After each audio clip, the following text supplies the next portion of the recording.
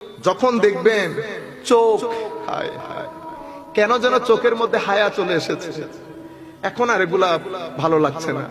কানের মধ্যে কেন যেন কেউ গালিগালাজ গীবত করলে কেমন যেন গুটগুটে একটা খারাপ লাগে, তখন আপনি বুঝবেন আপনি রুহের গ্রামে চলে এসেছে।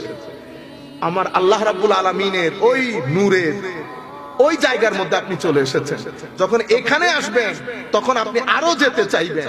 দেখবেন তিলাওয়াতে কোরআন তখন ভালো লাগছে, নামাজ পড়তে ভালো লাগছে।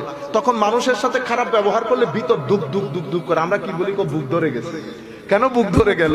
কারণ আপনি এমন একটা জিনিস করছেন যেটা আপনার মন পছন্দ করে না, সেই কারণে আপনার বুকটা ধরে গেছে। তো এই জায়গার মধ্যে আসতে হলে, এটা ধরে রাখতে হলে, কারণ এটা তো কণ্টকাকীর্ণ রাস্তা।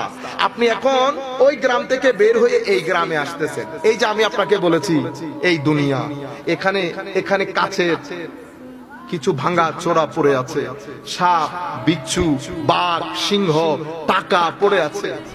আমি যখন যাচ্ছি পিছন থেকে একজন আমাকে ডেকে বলতেছে, উম্মত সাবধান। কি বলেছে? উম্মত সাবধান। যিনি ডাক দিয়েছেন ওনার নাম মুহাম্মদুর রাসূলুল্লাহ।